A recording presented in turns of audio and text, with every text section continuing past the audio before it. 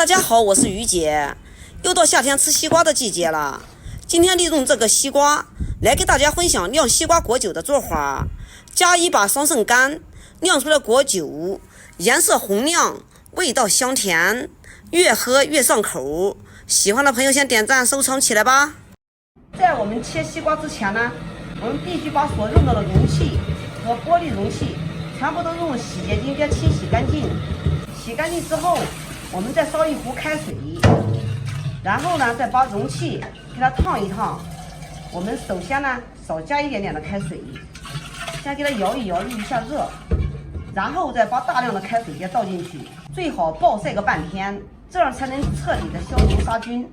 今天我买个大西瓜，19斤重，然后给它切成小段儿。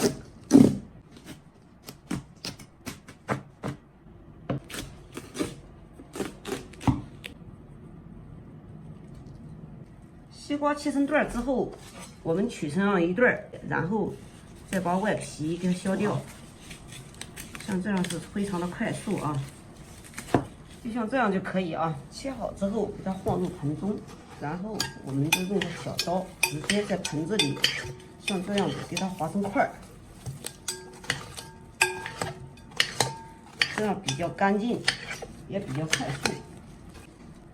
我们这个西瓜刚刚称了一下，除皮以后总共是14斤哈。接下来我们把这个西瓜直接给它放入罐子里，因为这个盆子太小了。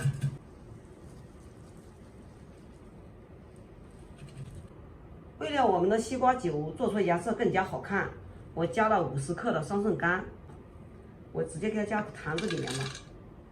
接下来我们来称冰糖，1斤的水果按2两半至3两的冰糖。接下来在碗里面倒温开水，大约100克左右。接下来我们就用到了专门做果酒的酵母，这个牌子的用的最安全，我每年就用这个牌子的做，从来不失败。这一袋呢是3克，3克可以做3至5斤的水果酒啊。我们今天总共是14斤，我们就用4袋来做。开水的温度不能超过35度。为什么要用开水呢？因为我们做果酒全程不能沾生水，也就是凉水哈。然后用筷子给它搅拌至融化，搅拌至融化，像这里面没有颗粒了就可以了。接下来把冰糖直接倒入西瓜上面，我们用冰糖、白糖都可以。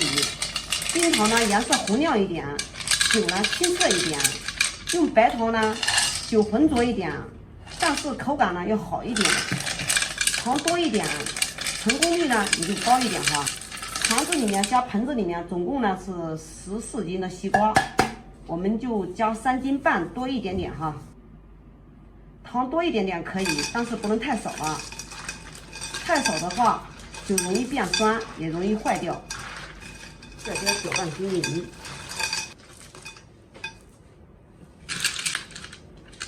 融化之后，我们再次给它装入这个坛子里面。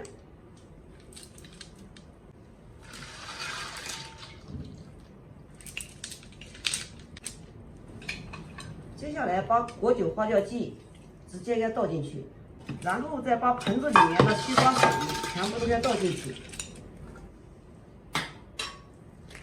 像这样一冲，果酒酵母非常的均匀，都跑到坛子里面了。这个水啊，再次来回的给它摇一摇，像这样跑得特别的均匀。坛子一定要上面留一点点，不要装太满，太满在发酵的过程中，这个酒啊容易溢出来。我们再用一个保鲜膜轻轻的盖在上面就可以，千万不要压紧哈。盖上保鲜膜就防止小飞虫进来，因为我们这是甜的嘛。然后轻轻的盖住盖子就可以，千万不要把这盖子拧紧，盖得越紧，在发酵期间啊，这个酒啊特别容易溢出来。接下来啊，我们就交给时间了。西瓜果酒经过1夜的发酵，明显的这已经上升了很多，气泡不停的往上窜，颜色也已经出来了，特别的红亮，用手摸起来大约有20-30度的温度。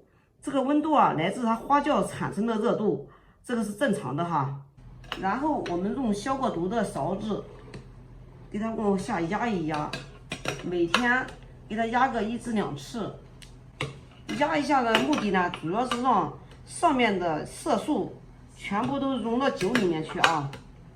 这个颜色好看啊，也来自我们里面加一点桑葚的功劳啊。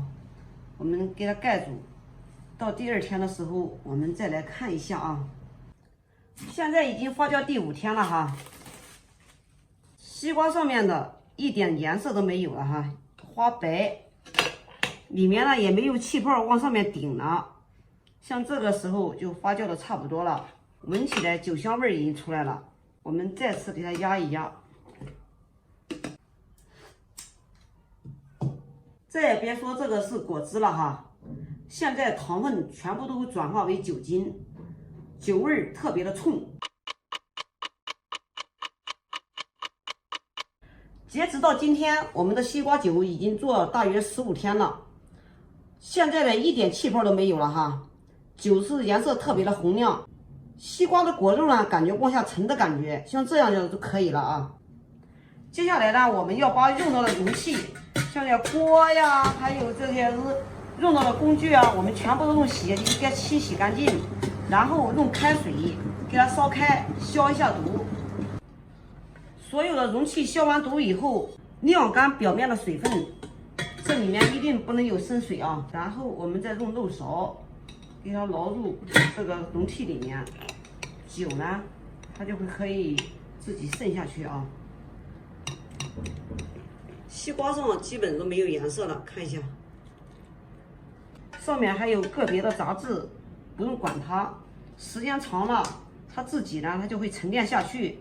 我们捞出来西瓜瓤呢，我们用这个勺子尽量给它往下按压，沥下去的都是酒，沥不下去的是水。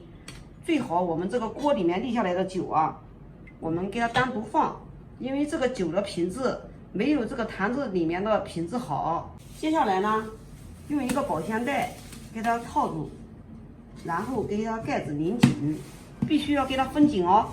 然后给它放在一个不碍事的地方，让它自己澄清。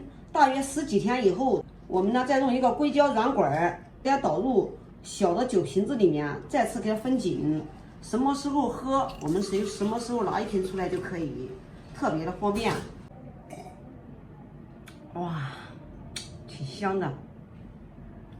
这个酒啊，甜甜的，带一点西瓜的香甜的味道，并且呢劲儿还特别的大。像我这个酒量，喝这些脸就喝的红扑扑的了。好了，今天的视频就给大家分享到这里吧，我是于姐。如果你喜欢我的视频，请不要忘记关注我哟。感谢您的观看，我们下期再见啦。